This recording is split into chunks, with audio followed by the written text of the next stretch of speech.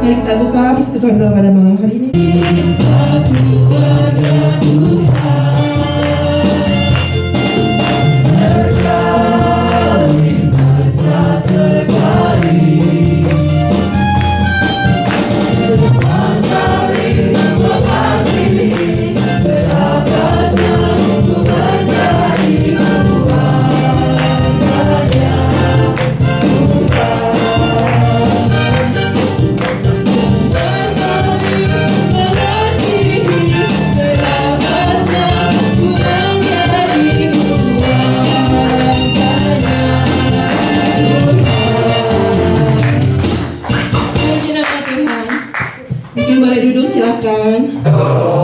Boleh dong lagi lambaikan tangan. Bapak Ibu dan saudara terkasih di dalam Kristus, yang pada malam ini kita masih diberi kekuatan, kita masih diberi kesehatan, dan kita masih diberi sukacita. Meskipun kita masih pakai masker, tapi kita percaya boleh menoleh kanan kiri, beri senyum yang termanis atau beri dengan kedipan mata ya. Kita percaya bahwa setiap kita boleh tetap diberi kesehatan sampai pada hari ini. Bapak Ibu dan saudara terkasih, saya bersyukur pada malam ini boleh hadir di tempat ini. Kepada Tuhan bersyukur, dan saya pada malam ini boleh men-sharingkan kebenaran firman Tuhan.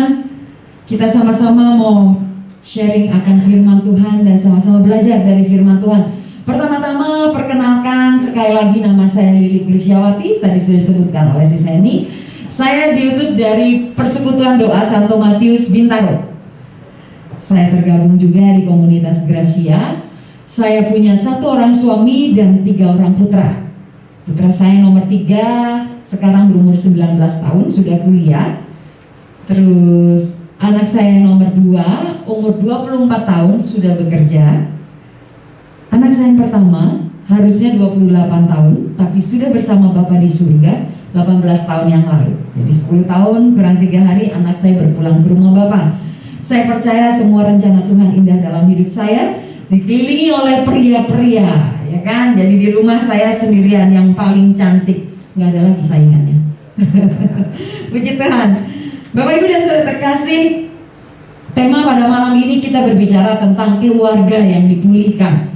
Kalau berbicara tentang keluarga, kita semua tahu berapa banyak di masa pandemi ya. Kita dengar berita, kita mungkin baca, kita tahu berapa keluarga yang banyak mengalami perpecahan. Berapa banyak anak-anak muda yang hilang pegangan, nggak tahu mau kemana, dan berapa banyak anak muda yang bunuh diri. Berita-berita demikian di masa pandemi kita banyak sekali mendengar. Saya boleh tahu pada malam ini Bapak Ibu dan saudara yang terkasih semuanya sudah berkeluarga? Sudah ya pastinya. Lalu saya tanya sekali lagi, yang menikah sudah di atas 50 tahun? Ada? 40 sampai, oh sudah Bapak. Berapa tahun? 60. Wah, luar biasa. Kita mesti belajar ya. 50 tahun sampai hari ini. Yang 40-50? Oh, ada juga. Luar biasa sekali. Di sini ternyata semuanya bapak ibunya setia-setia loh. Tepuk tangan dong buat semuanya. Yang 30-40? Ada juga bapak ibu juga. Pak Karel juga ya, dan ibu. Yang 20-30? Ada juga Bro Resa. Oh, Bro Resa sendiri. Oh, ada bapak juga. Yang masih baru di bawah 10 ada? Jack. Sama yang mana? Jack. Kita percaya bahwa setiap kita semua menikahi di atas 10 tahun. Bapak Ibu dan saudara yang terkasih di dalam Kristus, setiap kita pada waktu kita menikah semuanya indah ya. Indah nggak? Waktu pacaran apalagi ya. Dan kita semua terlahir dalam sebuah keluarga. Benar? Saya dan Anda terlahir dalam sebuah keluarga. Di dalam keluarga ada orang tua, ada adik, kakak. Dan siklus yang dilalui selalu pada waktu bayi, anak-anak, remaja, dewasa, lalu masuklah di dalam pernikahan, pacaran ya, remaja pacaran, pernikahan, punya anak, punya cucu, benar? Itu siklus dalam kehidupan sebagai keluarga. Bapak Ibu dan Saudara yang terkasih di dalam Kristus, pada malam ini kalau kita flashback balik ya, pada waktu pacaran, saya tanya pada waktu pacaran, yang merasakan pacaran gak enak ada nggak? Nggak ada. Nggak ada ya Bu. Semua rasanya indah, benar? Semua rasanya bagus, benar Bu? Wah, pokoknya waktu pacaran, kalau beda pendapat terus kita akan saling mengalah. Ya nggak apa-apa lah, aku yang salah, benar? Aku yang salah seperti itu. Dan selalu mengalah. Ada videonya ya, pernikahan yang baru dan pernikahan yang sudah bertahun-tahun, kalau waktu jatuh, wah pasangannya yang pria langsung, yang mana yang sakit? Tapi begitu menikah udah berpuluh-puluh tahun, sekian tahun lah, nggak usah berpuluh-puluh ya, mungkin 5 ke atas gitu ya, dia akan tanya, matanya di mana sih gitu kan? Mungkin, tapi di sini nggak ada. Saya yakin di enggak lah, Bro Reson kelihatan dari wajahnya baik. Suka melihat, kalau saya suka melihat di Zoom kalau pertemuan. Bapak Ibu dan Saudara terkasih, tapi pada saat kita masuk di dalam sebuah pernikahan yang saya katakan tadi, banyak sekali perbedaan. Pada saat ada perbedaan, apa yang kita lakukan? Kita tetap mempertahankan apa yang menjadi kemauan kita. betul sekali Bu. Apa yang menjadi kemauan kita, apa yang menjadi mau kita, itu yang paling benar. Tapi pada saat kita pacaran semuanya terasa indah. Nah, perbedaan ini Bapak Ibu dan Saudara yang terkasih, itu yang terkadang menyebabkan di dalam sebuah keluarga itu ada perpecahan. Bukan hanya sama pasangan, sama anak juga. Benar ya? Perbedaan ini, kenapa bisa ada perbedaan antara pria dan wanita? Pertama, otak pria dan wanita. Saya memang nggak bawa slide-nya, lupa ya. Harusnya saya bawa slide ya. Pria, perbedaannya pria wanita itu otaknya beda. Kalau digambar otak nanti boleh lihat ya di rumah ya. Itu otak pria dan wanita, yang paling gede biasanya di pria itu apa coba? SEX. Itu urutan kedua di dalam pria. Tapi di wanita itu urutan ke-13. Bapak Ibu dan Saudara terkasih, perbedaan otak banyak sekali membuat perbedaan karakter dan sikap. Itu yang paling kelihatan antara pria dan wanita ya, perbedaan otaknya. Lalu perbedaan otak ini menyebabkan apa? Tadi saya katakan sikap dan karakter yang berbeda. Pria selalu pakai logika, benar Bu. Kalau wanita pakai, makanya kalau nonton film, drakor, atau ada berita apa yang menyedihkan, siapa yang paling nangis duluan? Nangis duluan, wanita. Ini survei, bukan 100% benar. Ini hasil survei ya, hasil survei. Lalu apa yang menyebabkan perbedaan ini? Apa menyebabkan apa lagi selain kalau pria pakai logika, wanita pakai perasaan? Kalau pria biasanya bertindak dulu, baru mikir. Betul Bu? Kalau wanita mikir dulu, lama, baru bertindak. Misal, wanita, nggak tahu nih benar atau benar. Akhir Desember ada pernikahan, ponakan lah anggap ya, menikah.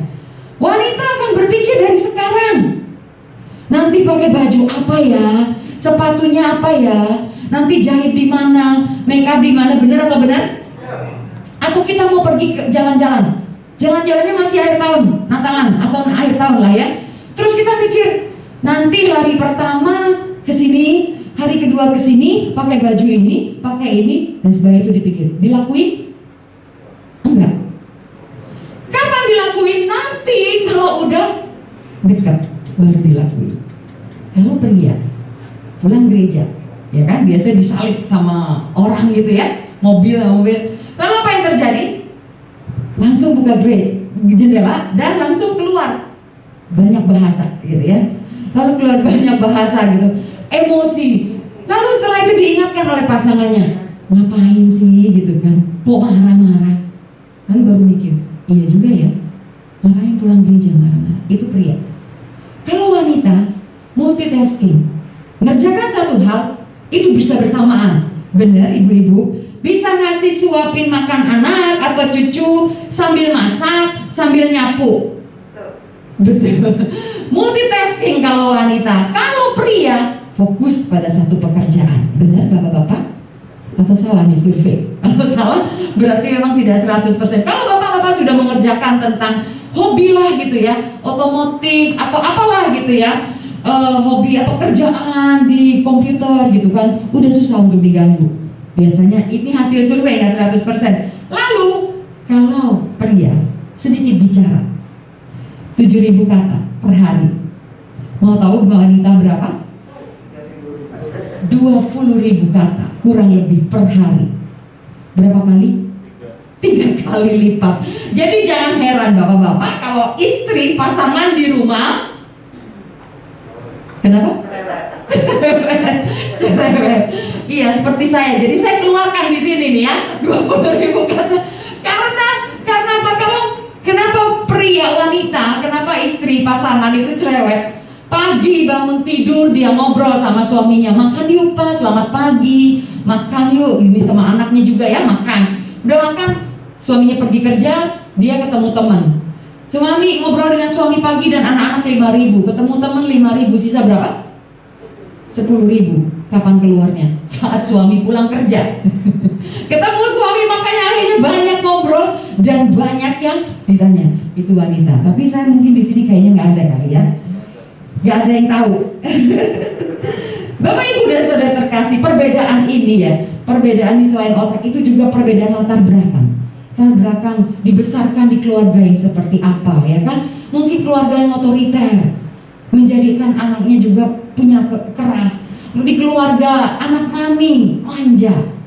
Itulah hal-hal yang menjadi perbedaan di dalam sebuah keluarga. Perbedaan, lalu manusia itu juga nggak sempurna. Nah, saya mau bercerita bagaimana perbedaan saya dengan suami saya. Suami saya lahir dari sebuah keluarga yang keras, otoriter. Papanya kalau marah itu selalu pakai sabuk seperti itu ya, sampai di drum itu Jack ketawa ngangguk-ngangguk karena dia udah dengar ceritanya.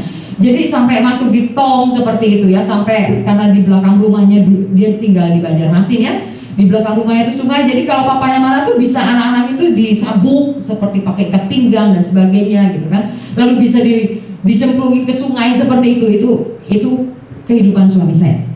Rupanya terbawa ya kan suami saya, dan ketemu dengan saya yang saya hidupnya datar aja, dari keluarga yang biasa-biasa aja, datar, nggak ada yang peristiwa-peristiwa seperti itu, nggak pernah dipukul. Saya ingat sekali hanya dipukul mami saya itu sekali seumur hidup saya.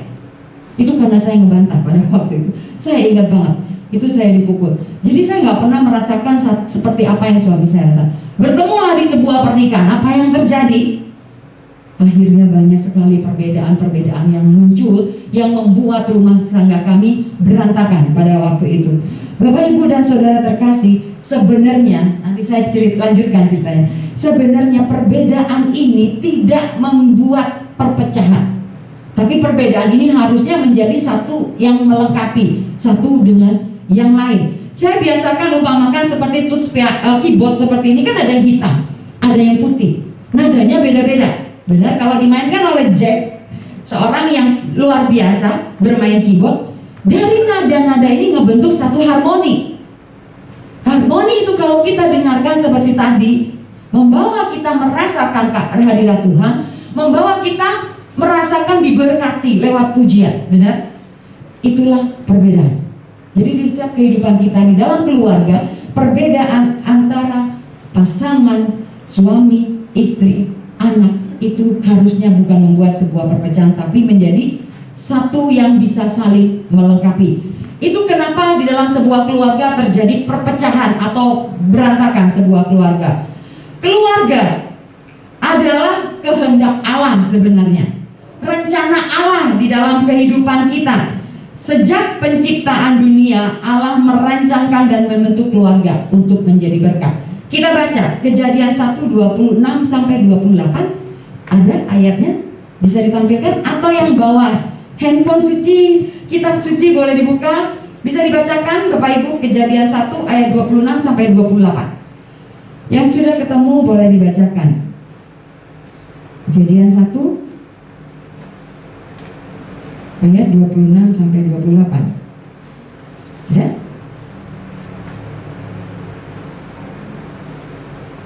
Paling depan Kejadian 1, silakan. Yang sudah ketemu, silakan Bu. Sudah ketemu? Silakan. Berfirmanlah Allah, baiklah kita menjadikan manusia menurut gambar dan rupa kita, supaya mereka berkuasa atas ikan-ikan di laut dan burung-burung di udara, dan atas ternak dan atas seluruh bumi, dan atas segala binatang melata yang merayap di bumi. Maka Allah menciptakan manusia itu menurut gambarnya. Menurut gambar Allah diciptakannya dia, laki-laki dan perempuan, diciptakannya mereka.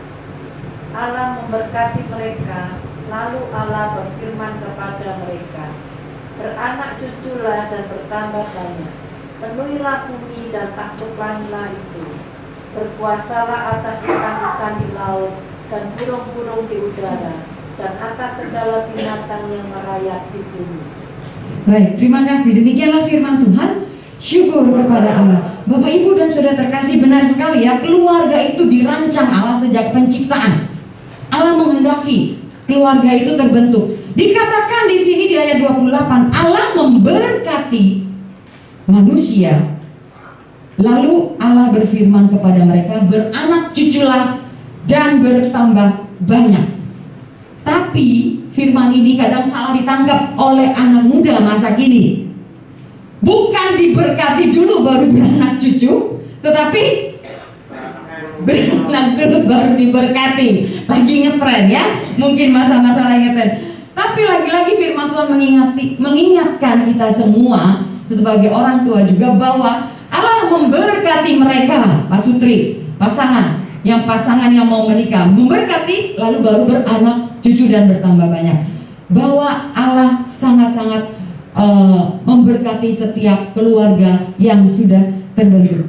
Jika kita tahu bahwa Allah punya rencana demikian, Allah menghendaki kita juga semua untuk masuk di dalam sebuah keluarga.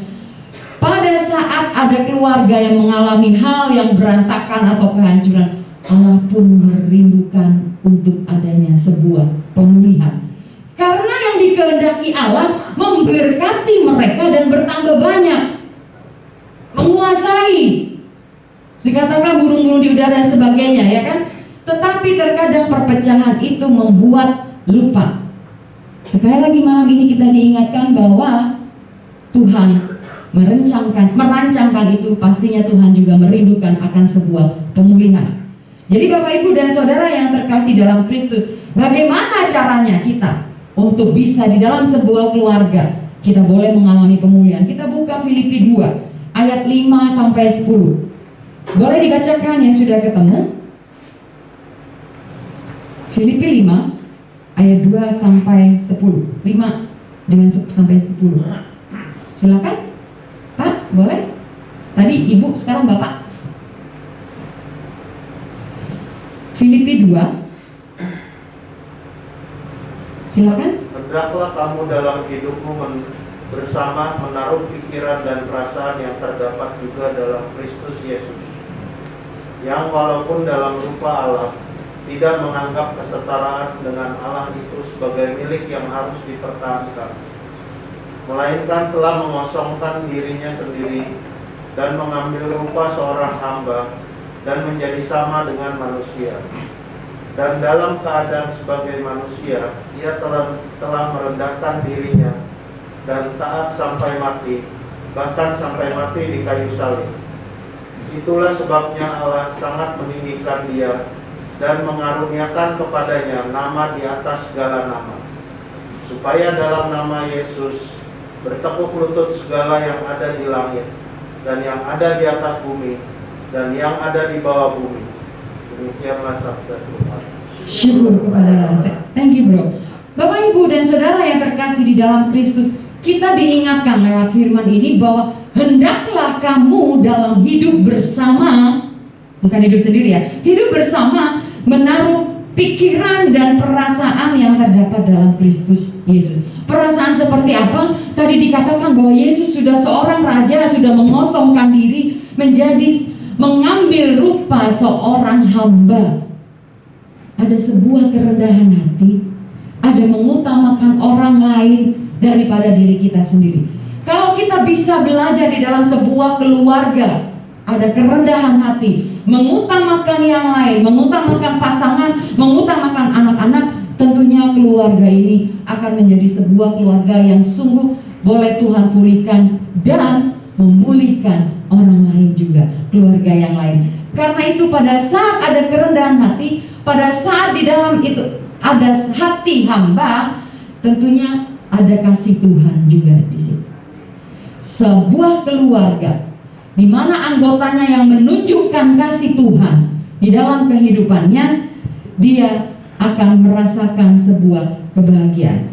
Bapak, Ibu, dan Saudara yang terkasih, kalau saya berbicara tentang kasih Tuhan, semuanya pasti tahu lah kalau soal kasih Tuhan. Kasihnya agape, nggak menuntut dan sebagainya. Karena itu di dalam sebuah keluarga, kalau ada kasih Tuhan yang menjadi dasar, yang jadi pengikat di dalam sebuah keluarga, tentunya semuanya akan baik-baik saja.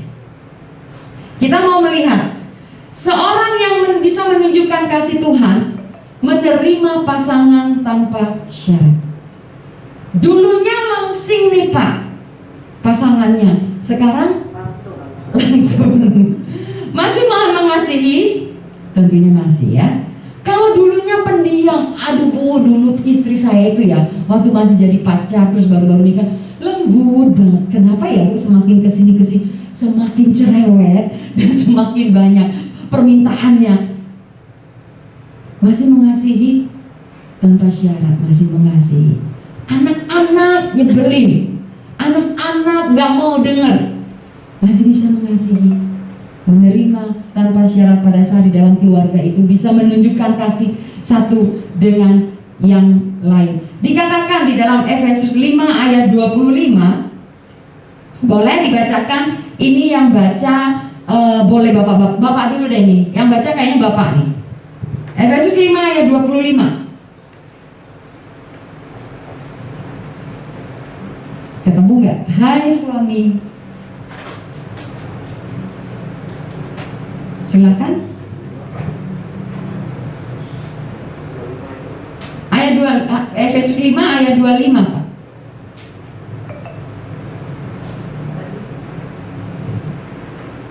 Silakan Pak.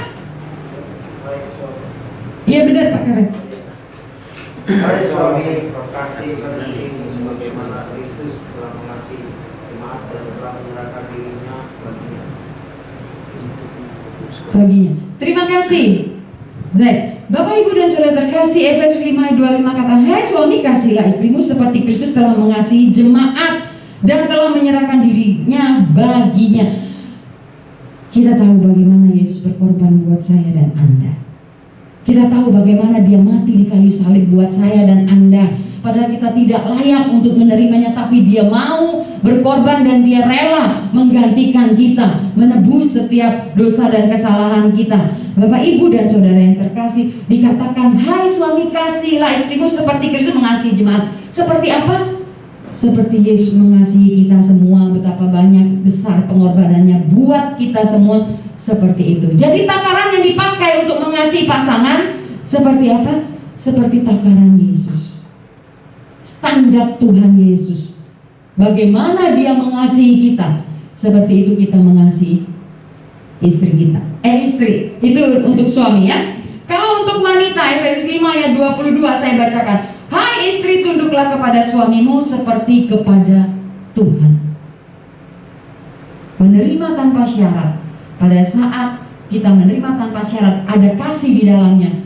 Ayat ini, istri-istri akan tunduk kepada suami seperti kepada Tuhan. Bukan berarti tunduk seperti atasan dan bawahan, ya kan? Tetapi tunduk artinya punya rasa hormat dan sungguh bisa sejalan di dalam menjalani kehidupan. Efesus 5 ayat 22. Yang berikutnya, selain menerima pasangan atau anak tanpa syarat, kasih menjadi dasar pengikat dari rumah tangga atau keluarga. Karena dikatakan di 1 Petrus 4 ayat 8, kasih itu menutupi banyak sekali dosa. menutupi banyak sekali dosa. Bapak, Ibu, dan Saudara yang terkasih, betapa kita dikasihi Tuhan, dan berapa banyak juga kita bisa mengasihi sesama, berapa besar kita bisa mengasihi sama seperti Tuhan mengasihi kita. Ada seorang pasutri, sepasang pasutri yang berjalan melintasi padang gurun. Mereka berjalan melintasi padang gurun, dan pada waktu mereka melewati padang gurun, di dalam perjalanan tiba-tiba suaminya marah sama istrinya. Pokoknya dia marah-marah sama istrinya. Lalu apa yang dilakukan oleh istrinya? Dia menulis di atas pasir, "Hari ini suami saya membentak saya." Dia akan tulis seperti itu dan memarahi saya. Lalu mereka melanjutkan perjalanan. Tiba-tiba di tengah padang pasir itu mereka menemukan oase. Akhirnya mereka mandi, dan di situ istrinya tergelincir, hampir meninggal, hampir hanyut, dan suaminya menolak. Bapak, Ibu, dan Saudara terkasih, istrinya berkata, "Terima kasih kamu sudah menyelamatkan saya." Lalu apa yang dia lakukan? Dia menulis, "Hari ini suami saya menyelamatkan dan menolong saya." Di mana dia menulis? Di atas batu. Suaminya bertanya, "Kenapa kamu pada waktu saya berbuat kesalahan, kamu menulis di atas pasir?" Istrinya katakan, "Iya, karena biarlah angin maaf bisa membawa semua kesalahan itu hingga tidak pernah dia ingat-ingat lagi. Tetapi kebaikan yang dia ukir di atas batu nggak pernah hilang." Bapak, Ibu, dan Saudara yang terkasih di dalam Kristus, pada saat kasih menjadi dasar pengikat di dalam kehidupan berumah tangga, apapun perbedaannya bisa menjadi sesuatu yang saling melengkapi. Pada saat kasih itu ada, berarti kita bisa mengampuni, benar ya? Bisa memaafkan. Berapa banyak kita berbuat kesalahan, berapa banyak Tuhan mengampuni kita, nggak terhitung. Lalu berapa banyak kita bisa mengampuni pasangan kita, anak-anak kita. Waktu itu suami saya seorang yang otoriter seperti itu ya, keras, dari keluarga yang otoriter, keras. Akhirnya dia lari, pada waktu itu jatuh lari dalam narkoba. Pada waktu Krismon, pada waktu itu saya mungkin pernah cerita juga, jatuh di dalam narkoba terikat dengan sabu. Awalnya hanya coba-coba, lama-lama mengikat, akhirnya dia lupa keluarga, lupa istri, lupa anak. Gak pernah terpikir punya suami narkoba. Karena orang-orang berkata, percuma kalau udah narkoba, nanti pasti balik lagi, benar? Pasti sering dengar seperti itu. Dan saya berpikir, iya juga ya. Beberapa orang menganjurkan kepada saya, udah pisah aja. Gak mungkin bisa balik seorang narkoba. Bapak, Ibu, dan Saudara yang terkasih dalam Kristus, pada waktu itu satu yang saya ingat, saya punya anak-anak yang Tuhan percayakan pada saya, dan saya nanti akan diminta pertanggungjawaban. Kedua, anak-anak saya akan malu kalau saya divorce, gitu kan? Nanti dia akan diejek, nanti dia menjadi anak yang luka, yang terluka dan sebagainya. Lalu apa yang saya lakukan? Bersama-sama di mana komunitas saya ada, berjuang bersama-sama. Singkat cerita, suami saya tanpa direhab, tapi dengan kuasa doa dari komunitas, dari teman-teman, dari apa yang saya mau, saya katakan, mau nggak berjuang? Mau, kata saya. Lalu saya berjuang bersama dengan teman-teman. Singkat cerita, Tuhan pulihkan. Bapak, Ibu, dan Saudara yang terkasih, pada waktu sudah pulih, saya pikir hubungan kami baik-baik saja, semuanya udah oke. Tapi satu hal yang saya tidak pernah ingat, saya ikut retret pemulihan pada waktu itu berdua, dan pada saat hampir selesai, ada saat pendoaan, ada seorang hamba Tuhan, ada seorang suster katakan pada waktu itu, saat ini Tuhan pegang tanganmu dan tangan suamimu, katakan kamu mengampuni. Bapak, Ibu, saya udah baik-baik aja sama suami, nggak ada rasa kecewa, sakit hati, enggak. Pokoknya hubungannya udah baik, semua udah pulih. Lalu pada saat diminta ngomong seperti itu, saya nggak bisa keluar. Tapi di sini ada seperti bongkahan batu yang naik turun, nggak bisa keluar. Lalu suster katakan lagi, saat ini Tuhan pegang tanganmu dan tangan suamimu, katakan kamu mengampuni. Saya berpikir, kenapa saya yang harus mengampuni orang yang berbuat salah suami saya? Itu pikiran saya. Lalu saya didoakan kembali pada waktu itu, dan sampai di satu titik saya akhirnya pukul kapel dan saya katakan, saya mengampuni. Batu yang seperti bongkahan di sini itu terlepas keluar, dan setelah itu saya merasakan kelegaan. Ada yang terjadi spektakuler? Enggak ada. Pulang ke rumah semuanya biasa-biasa aja. Tapi satu hal yang tidak pernah saya ingat, dan setelah retret itu saya baru ingat. Sebelum saya retret, setiap kami beda pendapat, itu saya selalu akan ungkit kesalahan suami saya sampai saya puas. Sampai suami saya merasa bersalah dan saya puas. Itu yang terjadi. Tapi setelah retret, setelah saya katakan saya mau mengampuni dan bongkahan itu terlepas, setiap beda pendapat, tidak pernah ada lagi rasa sakit di hati saya, dan tidak pernah lagi saya mengungkit-ungkit apa yang sudah suami saya lakukan.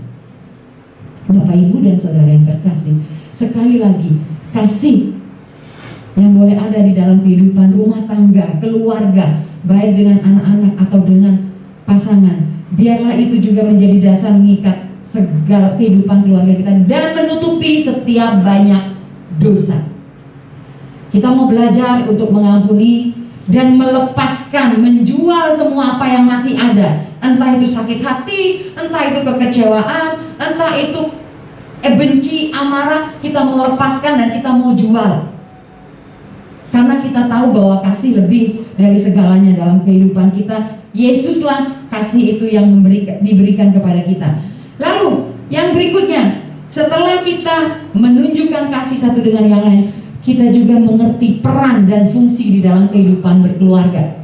Peran suami apa? Sebagai apa? Kepala keluarga. Sebagai kepala keluarga bukan berarti dia lebih berkuasa karena secara fisik lebih kuat, ya. Sebagai kepala keluarga dikatakan Efesus 5 ayat 23, suami adalah kepala istri sama seperti Kristus kepala jemaat. Artinya bukan dia lebih berkuasa, tetapi seorang suami membawa istri dan anak-anaknya untuk mengenal Yesus lebih lagi. Bapak, Ibu, dan saudara yang terkasih, selain sebagai kepala keluarga, seorang suami adalah seorang imam. Sebagai imam fungsinya, benar? Sebagai imam apa yang mesti dilakukan?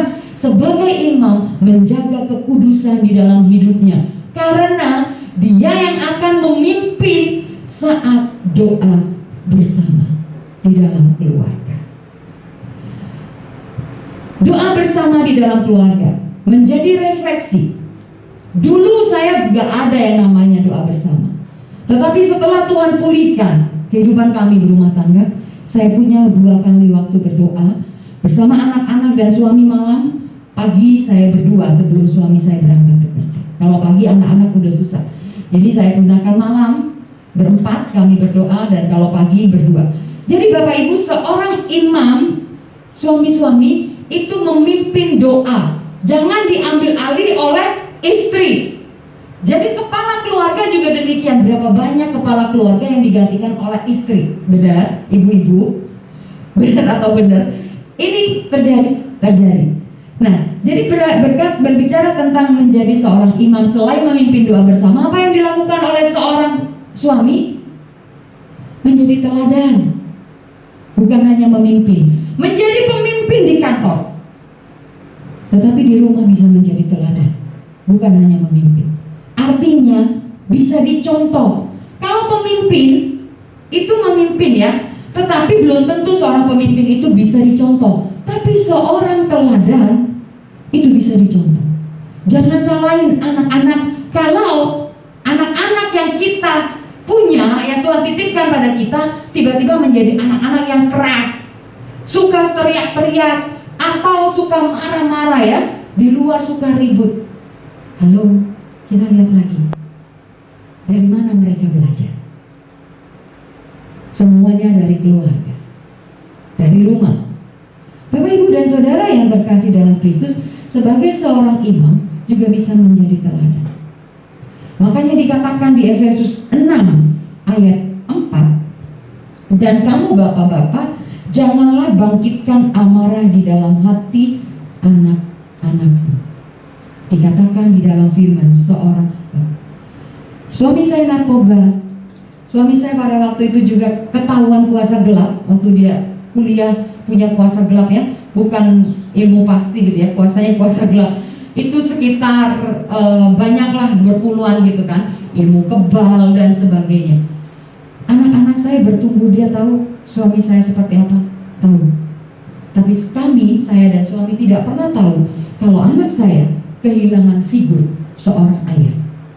Kami tidak pernah tahu kalau anak saya nggak punya role model di dalam kehidupannya.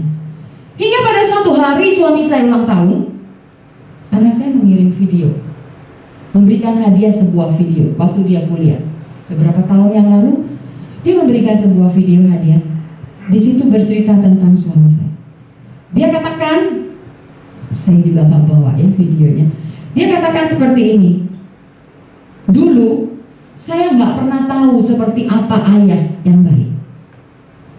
Saya ingin punya ayah seperti teman-teman saya. Ayahnya yang begitu baik. Ayah saya seorang narkoba. Ayah saya seorang yang peminum pada waktu itu. Dia katakan seperti itu. Lalu sampai satu hari dia katakan bertemu dengan seorang wanita seperti itu ya. Dia ceritakan bertemu dengan saya. Lalu dia mulai kenal Tuhan dan mulai pada saat mengalami ekonomi yang begitu di bawah, dia tetap bekerja, dia tetap rajin bekerja dan sebagainya. Singkat cerita, di video itu bercerita, setelah sekian tahun, akhirnya setelah suami saya pulih ya, setelah keluarga kami pulih, akhirnya dia katakan, akhirnya saya menemukan seorang figur ayah, seorang role model di dalam kehidupan saya. Kalau saya boleh berkata, atau Tuhan bertanya kembali kepada saya, seandainya kamu dilahirkan kembali, kamu mau ayah seperti apa? Dia katakan, Bapa yang di surga, saya mau Papa seperti Papa saya sekarang. Bapak, Ibu, dan Saudara yang terkasih, di dalam kehidupan kita berkeluarga, pada saat ada kasih sekali lagi dalam rumah tangga, semuanya kita bisa menerima segala keterbatasan dan kekurangan satu dengan yang lain. Dan pada saat kita menyadari fungsi dari kita masing-masing, kita tahu peran suami sebagai apa, peran istri sebagai apa. Peran istri, saya sekarang berbicara peran istri sebagai penolong. Penolong yang apa? Penolong yang sepadan. Pasti sering baca ya di dalam kitab suci ya. Penolong yang sepadan, bukan perongrong. Penolong yang sepadan dikatakan di dalam firman Kejadian 2:18, tidak baik kalau manusia ini hidup seorang diri. Aku akan memberikan kepada dia seorang penolong yang sepadan dengan dia. Artinya bukan lebih berkuasa, lebih tinggi, tetapi sama. Kenapa sama? Diciptakan dari tulang rusuk. Bukan diciptakan dari tulang kepala untuk menginjak. Bukan diciptakan dari tulang kaki untuk diinjak. Tapi dari tulang rusuk, dekat dengan hati untuk dicintai, dekat dengan tangan untuk dilindungi. Jadi Bapak, Ibu, dan Saudara yang terkasih, wanita itu adalah penolong yang sepadan. Fungsi wanita sebagai penolong, sebagai tiang doa di dalam keluarga. Saya dulu punya karakter yang jelek banget. Pokoknya yang jelek-jelek itu semua karena saya. Judes, mau menang sendiri, susah maafin, gak bisa mengampuni dan sebagainya. Boro-boro mau minta maaf, itu bukan kamu saya waktu itu. Dengan peristiwa apa yang Tuhan kerjakan di dalam hidup kami, lalu saya mulai berubah. Gampang? Gak gampang, gak mudah. Tapi belajar dan belajar dan belajar, Tuhan perbaharui hari demi hari di dalam kehidupan saya. Akhirnya saya menyadari sebagai istri itu seperti apa. Bapak, Ibu, dan Saudara yang terkasih, peran anak-anak yang masih bergantung pada orang tua. Tentunya ya, anak-anak yang masih kuliah, anak-anak yang masih sekolah, ya kan. Efesus 6 ayat 1 katakan, seorang anak itu harusnya taat dan hormat kepada orang tua. Di sini nggak ada yang masih remaja ya, masih kecil. Lalu berikutnya, komitmen di dalam rumah tangga atau keluarga itu yang diperlukan juga. Selain tahu perannya sebagai suami atau istri atau anak, kita juga punya komitmen dalam keluarga satu dengan yang lain. Kalau suami istri kita ingat pada saat pernikahan ya, berjanji di altar apa? Dalam suka, duka, dalam untung, dalam sehat, benar. Tapi pada pelaksanaannya semuanya lupa pada saat berjanji. Tapi saya yakin di sini nggak ada ya, di luar sana pasangan. Amin. Lalu dikatakan di situ juga menjadi bersedia menjadi bapak atau ibu yang baik bagi anak-anak yang akan dipercayakan Tuhan kepada saya dan dididik secara Katolik. Tapi begitu banyak anak-anak yang tidak tahu harus berpegang kepada apa.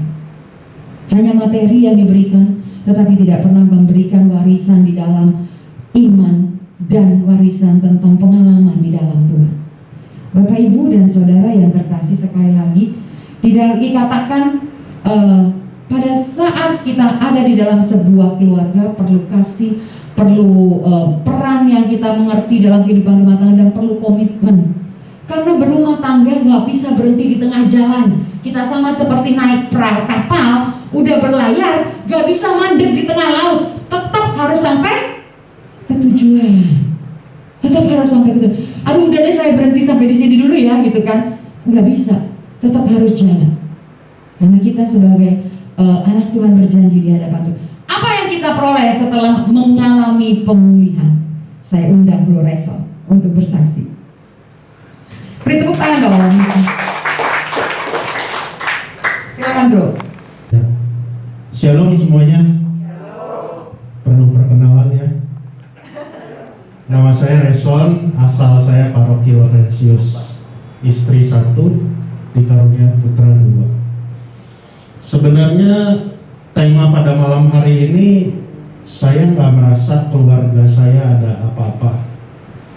Tapi singkat cerita, saya menikah di tahun 2000. 2003, 2004 saya pernah saksikan ini, terutama ke sahabat-sahabat lama. Keadaan kami diguncang oleh sepak terjang saya sendiri. Saya habis-habisan di judi, rumah habis, semua habis. Dan nekatnya saya pada saat itu, saya mengundurkan diri dari pekerjaan. Jadi benar-benar keadaan yang morat-marit saat itu. Tapi yang saya rasakan, meskipun saya dalam keadaan down seperti itu, pekerjaan tidak ada, hutang kalau nggak salah saat itu 300 jutaan, mobil tinggal 1 tuh, yang Karimun itu tuh, yang bawa kemana-mana. Anak baru lahir, Clifton, bukan baru lahir sih, balita. Tapi saya merasakan bahwa saya mendapat dukungan keluarga yang begitu besar, walaupun tidak dikatakan.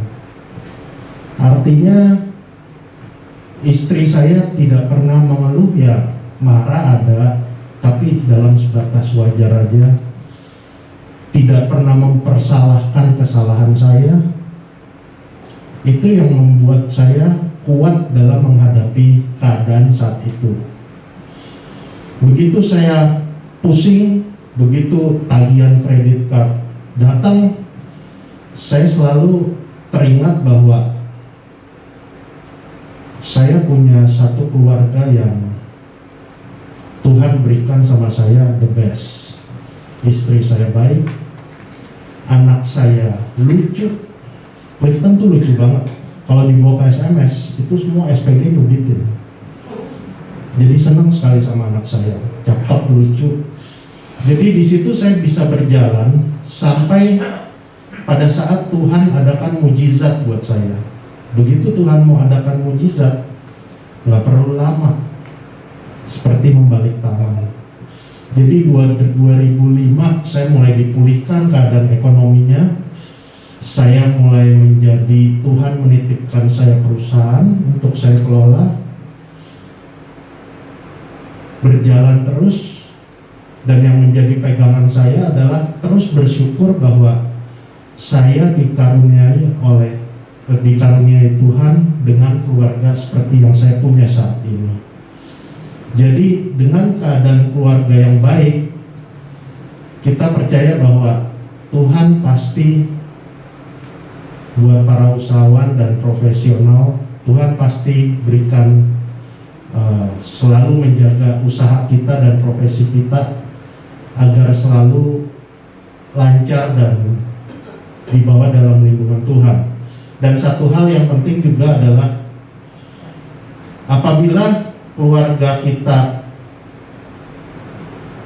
beres-beres saja, yakin dan percaya bahwa usaha dan profesi kita pun akan selalu dalam berkat Tuhan. Selalu ingat keluarga. Keluarga itu merupakan salah satu kekuatan yang diberi Tuhan buat kita dalam menghadapi segala masalah. Terima kasih, selamat malam, Tuhan memberkati. Kita katakan bahwa kalau semua keluarganya baik-baik saja, pasti berkat Tuhan akan selalu mengalir dan ada saja Tuhan limpahkan dalam kehidupan. Artinya keluarga baik-baik saja, satu dengan yang lain saling pengertian juga, benar ya bro? Di dalam situ bisa ada kasih. Pada saat Brother mengalami hal yang seperti tadi dikatakan Judy dan sebagai istrinya tetap menopang sebagai penolong dan tiang doa. Karena disitulah ada peran yang dijalankan oleh masing-masing.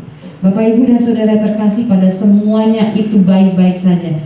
Kebahagiaan yang saya rasakan lebih-lebih daripada awalnya, lebih-lebih daripada sebelumnya, kasih yang saya rasakan di dalam kehidupan rumah tangga saya. Karena itu saya coba tutup dengan Hagai 2 ayat 9. Hagai 2 ini setelah Mika. Hagai 2 ayat 9 boleh dibacakan yang sudah ketemu. Ayat 10 boleh dibacakan yang sudah ketemu.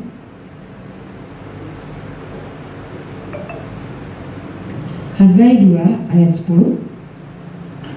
Adapun rumah ini, Ya, kemegahannya yang kemudian akan melebihi kemegahannya yang semula. Firman Tuhan semesta alam, dan di tempat ini aku akan memberi damai sejahtera. Demikianlah firman Tuhan semesta alam. Terima kasih, bro.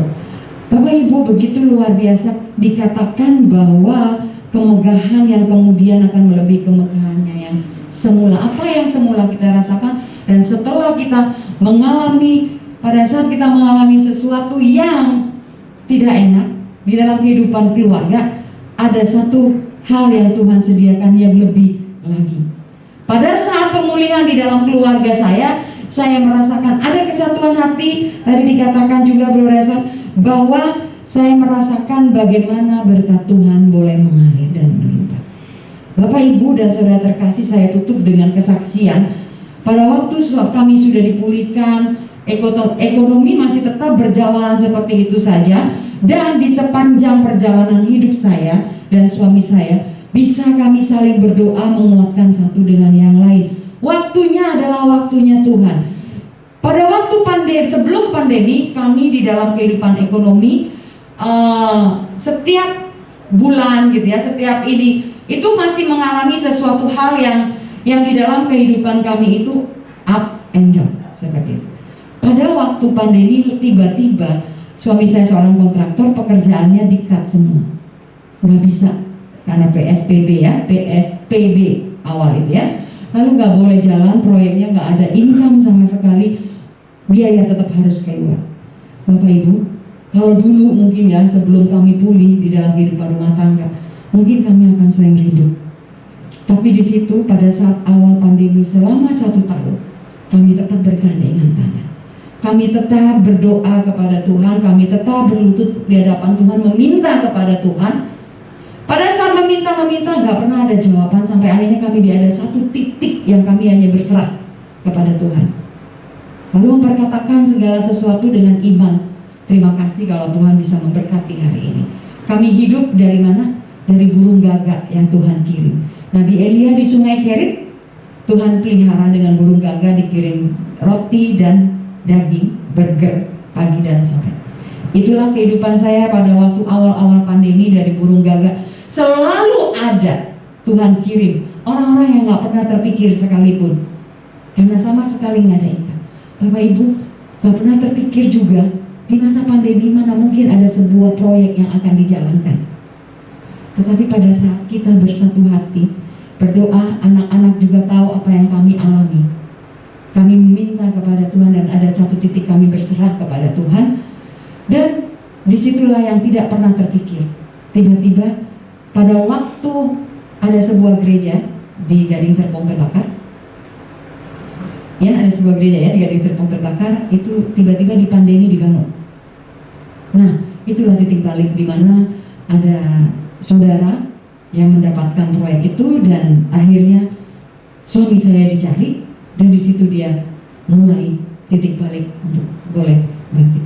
Bapak Ibu, pada waktu sebelum pandemi, karena suami saya pernah mengalami kegagalan di dalam sebuah proyek, akhirnya kami benar-benar terikat dengan utang dari bank juga sampai hampir 1 M ya.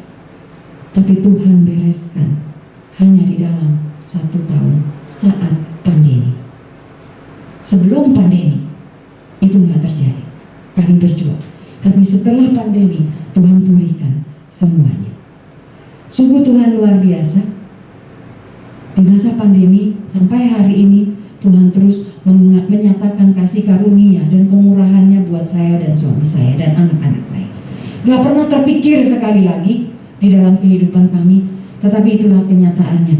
Apapun Tuhan bisa kerjakan, Tuhan punya 1001 macam cara buat kita semua. Jadi apapun permasalahan di dalam kehidupan berkeluarga, baik terhadap anak-anak atau pasangan kita, kita tetap melibatkan Tuhan dan tetap mendasarkan keluarga kita di dalam kasih.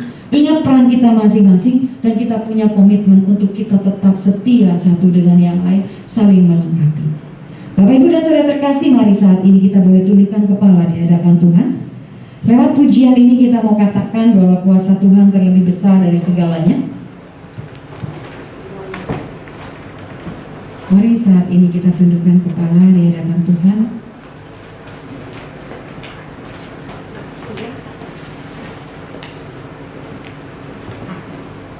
Bapa yang di dalam surga, saat ini kami datang kepadamu. Engkau tahu apa yang kami alami, Engkau tahu apa yang sedang kami hadapi. Tuhan, kami bawa semuanya di hadapan-Mu. Mungkin semuanya saat ini dalam hidup kami baik-baik saja, tetapi kami datang kepadamu saat ini. Tetap kami mau menyatakan Tuhan bahwa kuasa-Mu terlebih besar dalam hidup kami. Apapun Tuhan sanggup lakukan buat setiap kami, memulihkan keluarga kami dan membawa kami dari satu kemenangan kepada kemenangan yang lain. Mari kita nyatakan lewat pujian ini bahwa kuasa Tuhan terlebih besar. Kuasa-Mu terlebih besar.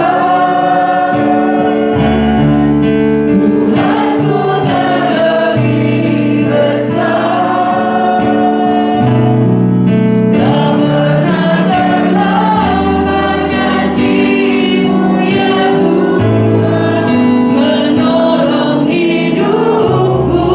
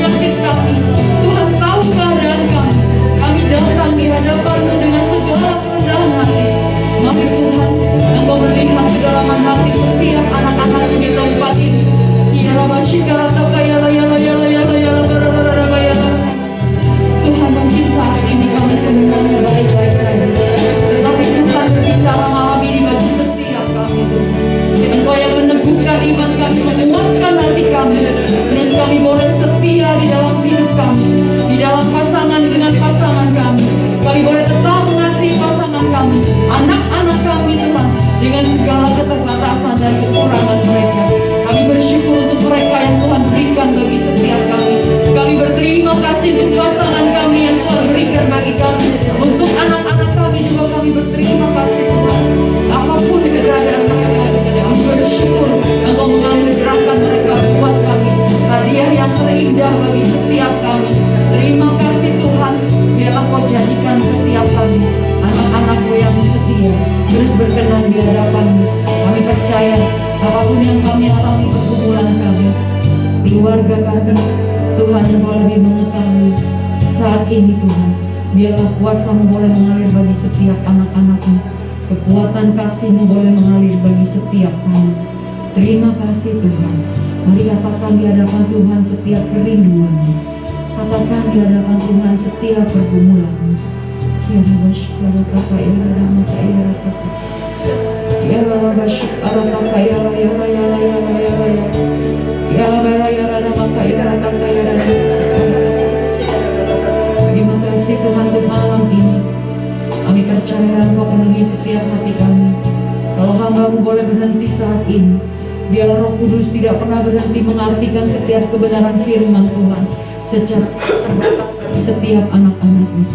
Tuhan, kami bersyukur kepadamu. Engkau memberkati persekutuan doa ini. Engkau memberkati koordinator dan semua tim yang ada. Engkau memberkati mereka, berikan kesatuan hati. Biarlah lewat persekutuan doa ini Tuhan, Perduki Tangerang ini semakin banyak jiwa-jiwa boleh merasakan kehadiran, boleh merasakan kasih dan jamahan-Mu.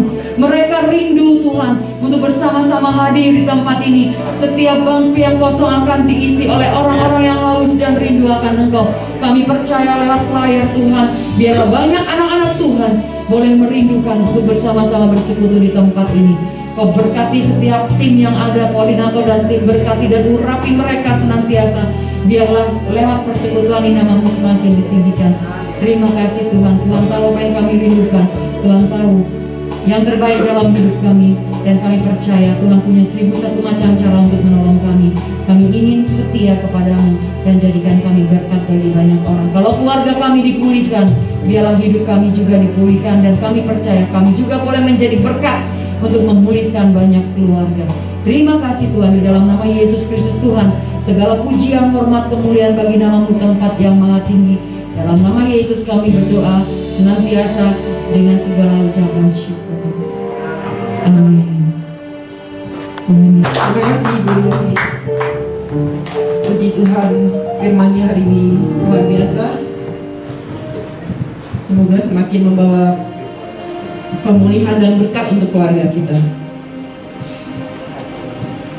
Kalau kita sudah mendengarkan firman Tuhan, kita juga memberikan yang terbaik untuk Tuhan, karena kita percaya bahwa Tuhan akan memberikan lebih dari apa yang kita berikan. Kiranya Engkau berkati kami Tuhan dengan berkat yang berlimpah-limpah.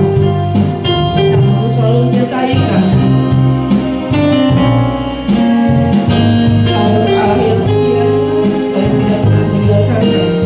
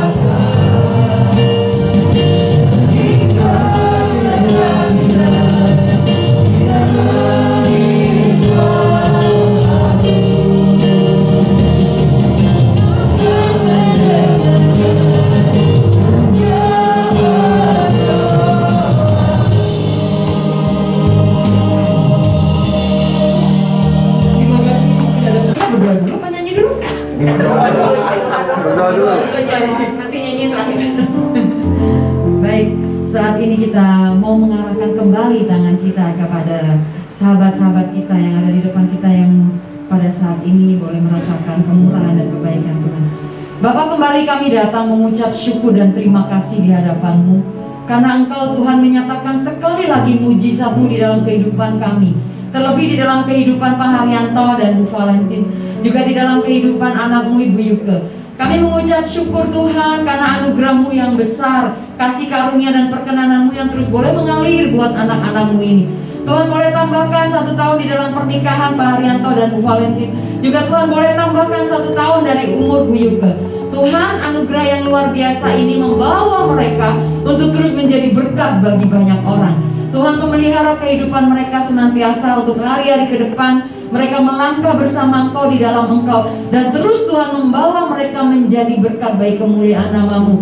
Berikan kesehatan buat mereka senantiasa Tuhan. Kami percaya kasih karunia-Mu yang mengalir membawa mereka Tuhan Yesus memuliakan nama-Mu dan menyenangkan hati-Mu. Tuhan berkati Pak Haryanto dan Bu Valentin yang Tuhan tambahkan di dalam umur pernikahan mereka.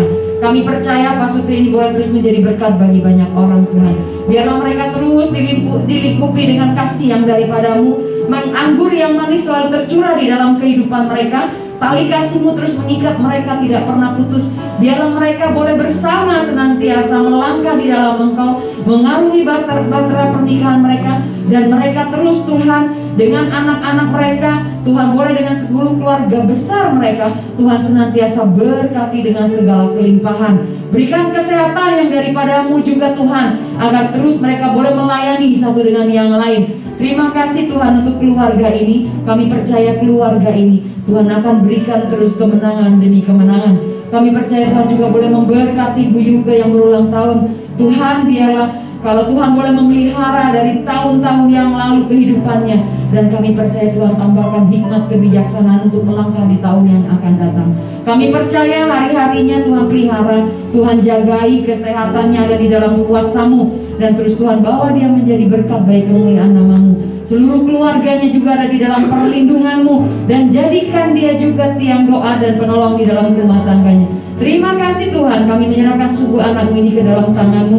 Dan Pak Sutri ini Tuhan, Pak Haryanto dan Bu Valentin juga. Kami percaya Tuhan terus berkati dan berkati. Dan satu hal kerinduan kami, mereka tetap menjadi berkat dan menyenangkan hati-Mu Tuhan. Kami bersyukur untuk malam ini. Terima kasih untuk kemurahan dan kebaikan-Mu, berkat-Mu yang mengalir buat mereka. Tidak pernah habis-habisnya. Damai sejahtera-Mu tinggal di dalam kehidupan mereka hari ini dan selama-lamanya. Di dalam satu nama Yesus Kristus Tuhan, Juru Selamat kami yang hidup dan berkuasa, kini dan sepanjang segala masa. Amin.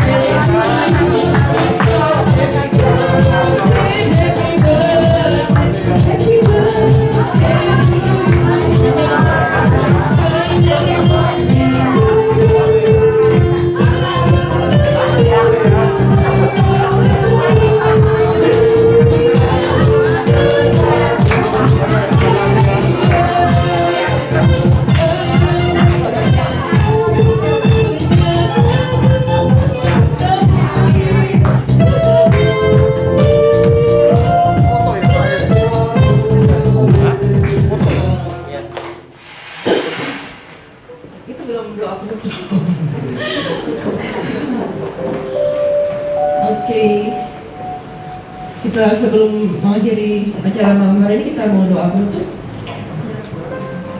Allah Bapa di surga, kami sungguh bersyukur kepadamu atas segala penyertaan sepanjang acara pada malam hari ini.